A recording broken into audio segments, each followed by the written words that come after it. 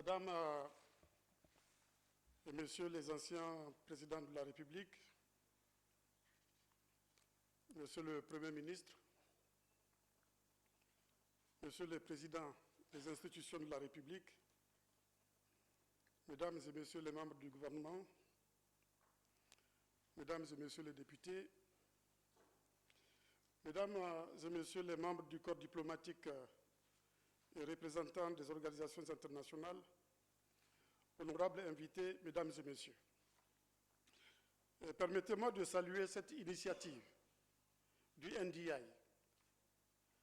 d'organiser ce forum d'anciens chefs d'État et de gouvernement consacré au constitutionnalisme pour la consolidation de la démocratie et le transfert pacifique du pouvoir en Afrique.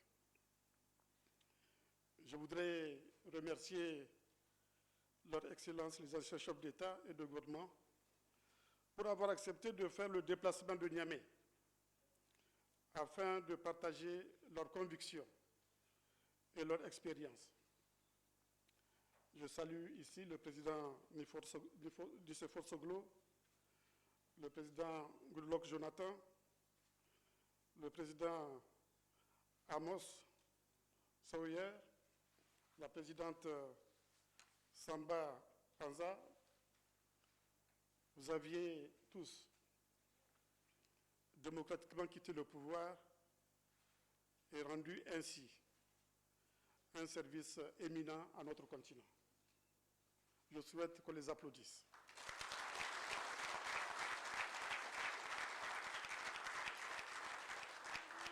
Je salue naturellement Madame Sirleaf et le président de Sao Tomé qui se sont adressés à nous par vidéo. Et je ne manquerai pas de saluer la présence ici de l'ancien président de la République du Niger, Son Excellence Maman Ousmane.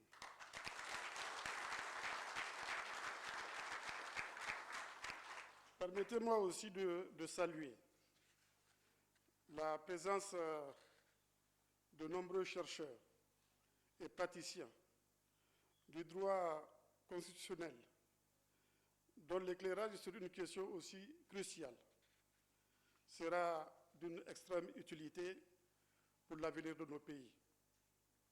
En tant que dirigeant et président en exercice de la CEDEAO, je suivrai avec un grand intérêt vos travaux et apprécierai avec toute l'attention requise les conclusions qui en découleront.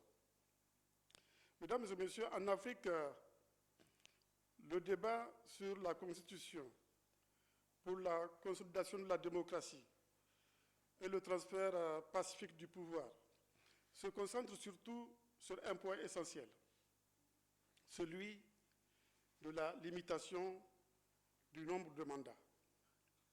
La question de la durée du mandat présidentiel et sa limitation n'est pas récente. Aux États-Unis, la plus vieille démocratie représentative, monsieur l'ambassadeur des États-Unis du monde, la Constitution ne prévoyait au départ aucune limitation. Ce fut George Washington qui initia la tradition de la limitation à 2 mandats. Et tous ses successeurs ont respecté cette tradition.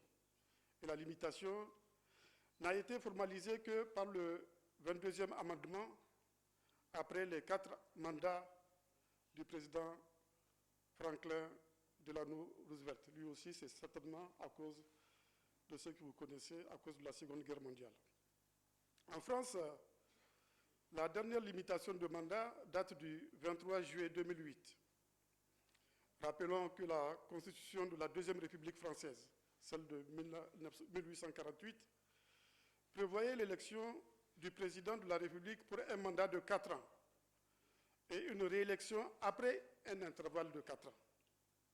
Après un intervalle de 4 ans. Le premier président élu pour un mandat de 4 ans, qui ne pouvait être renouvelé qu'après une interruption de 4 ans, lui, Napoléon Bonaparte, tenta vainement de modifier la Constitution. N'ayant pu aboutir à ses fins par les voies légales, il organisa un coup d'État et se proclamant empereur sous le nom de Napoléon III. Cet exemple montre, comme beaucoup d'autres, que le pouvoir engendre la volonté de s'y maintenir. Par ailleurs, il est évident que les détenteurs du pouvoir sont portés à en abuser, et cela se vérifie d'autant plus que leur présence au pouvoir est longue. C'est dire que l'usure du pouvoir peut conduire au despotisme, au cladisme et à l'inefficacité. Le peuple aspire au changement de manière périodique et la limitation de mandat lui offre cette opportunité. Est-ce pour cela que le système démocratique avec limitation de mandat du président de la République est le plus répandu dans le monde, y compris en Afrique? En effet, en Afrique, 35 pays limitent les mandats. 12 n'ont aucune limitation. 6 ont aboli la limitation et 2 ont modifié la limitation. Mais la tendance aujourd'hui en Afrique, sur notre continent, est donc à la limitation des mandats. C'est le lieu de rendre un hommage à un digne fils de l'Afrique, à Nelson Mandela, qui, malgré les pressions, a décidé de ne faire qu'un seul mandat, alors qu'il était le mieux fondé à réclamer une présidence à vie. Néanmoins, certains se posent les questions suivantes. Les droits de l'homme englobent-ils le droit à la réélection? Si oui, quelles sont les limites de ce droit? Les limitations de mandat restreignent-elles les droits de l'homme et les droits politiques des candidats à l'élection? Les limitations de mandat restreignent-elles les droits de l'homme et les droits politiques des électeurs? Quelle est la meilleure manière de modifier les limitations de mandat dans un État constitutionnel? La réponse à ces questions est donnée par l'histoire, qui nous montre que les limitations de mandat renforcent à long terme les institutions démocratiques et contribuent à la passation pacifique du pouvoir, car les dirigeants se sentent davantage obligés de produire des résultats pour laisser un héritage positif à leurs successeurs. Car personne ne devient indispensable, car l'alternance démocratique peut se réaliser sans heurts. De nouveaux dirigeants peuvent émerger. Elle favorise la naissance d'une opposition responsable et conforte le rôle des partis politiques, etc. Ainsi, même si elle restreigne les possibilités de choix, les limitations de mandat garantissent l'exercice à intervalles réguliers d'une expression libre du peuple. Elles ont donc un caractère démocratique. Mesdames et messieurs, permettez-moi de préciser que la limitation de mandat, qui a de l'homme à préférence, n'est bien sûr pas une panacée, et chaque pays doit adopter la formule qui s'adapte le mieux à sa situation particulière. En effet, chaque pays a son histoire. Par ailleurs, au-delà de la limitation de mandat présidentiel, nous avons le devoir de veiller à l'établissement d'institutions démocratiques fortes et crédibles. Nous devons veiller à la mise en œuvre de la bonne gouvernance politique et économique. C'est la condition pour que la démocratie puisse tenir ses promesses. Celle du système politique le moins mauvais de tous les systèmes politiques. C'est la condition nécessaire pour que les institutions démocratiques soient fortes. Et comme l'a dit Barack Obama, ancien président des États-Unis, lors d'un voyage au Ghana en 2009, je le cite, « L'Afrique n'a pas besoin d'hommes forts, mais d'institutions solides. » Les institutions fortes pour l'Afrique sont celles qui sont fondées sur des principes démocratiques et qui sont conformes aux normes et standards généralement admis. Ces normes et standards proviennent de la Déclaration universelle des droits de l'homme, de la Charte africaine des droits de l'homme et des peuples, des protocoles de l'Union africaine et de la CEDEAO sur la prévention et la gestion des conflits, ainsi que du protocole de la CEDEAO sur la bonne gouvernance et la démocratie. Ce protocole réaffirme que toute accession au pouvoir doit se faire à travers des élections libres, honnêtes et transparentes, et que tout changement anticonstitutionnel est interdit, de même que tout mode non démocratique d'accession ou de maintien au pouvoir. De même, il précise, je cite, qu'aucune réforme substantielle de la loi électorale ne doit intervenir dans les 6 mois précédant les élections sans le consentement d'une large majorité des acteurs politiques. Mesdames et messieurs, au Niger, nous avons fait de la consolidation des institutions démocratiques une des 8 priorités du programme de Renaissance.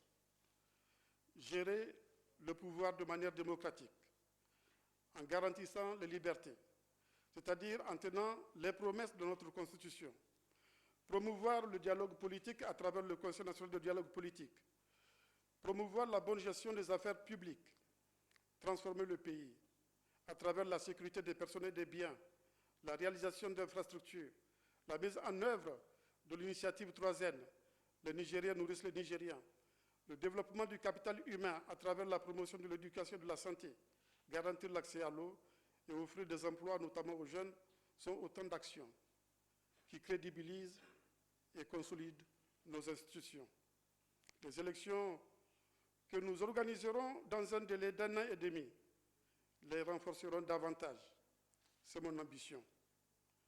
Ainsi que je l'ai affirmé à plusieurs reprises, je respecterai scrupuleusement les dispositions de la Constitution de la République du Niger qui stipule en son article 47, je cite, « Le président de la République est élu au suffrage universel libre, direct, égal et secret pour un mandat de 5 ans, renouvelable une seule fois, en aucun cas.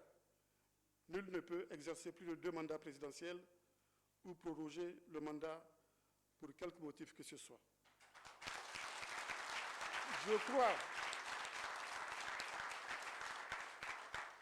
Je crois à la nécessité de l'alternance démocratique qui permet la respiration démocratique. La respiration démocratique favorise la stabilité des institutions. Par ailleurs, je reste convaincu que la stabilité des institutions réside dans leur légitimité, et leur légitimité résulte des élections libres et transparentes. Mon désir le plus ardent est de passer le pouvoir en 2021 à un successeur démocratiquement élu. Et ce sera ma plus belle réalisation. Ça sera une première dans l'histoire de notre pays depuis son accession à l'indépendance.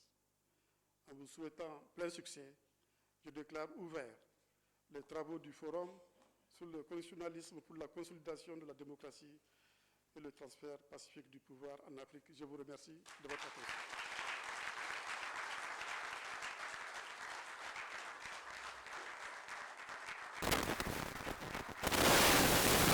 Merci, Excellence.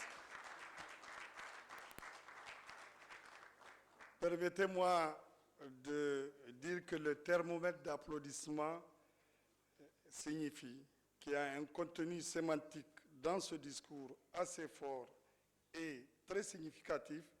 Le NDI, je l'ai dit, ne s'était pas trompé en choisissant notre pays, le Niger, où se trouve un démocrate convaincu. J'ai nommé le président Issoufou Mahamadou.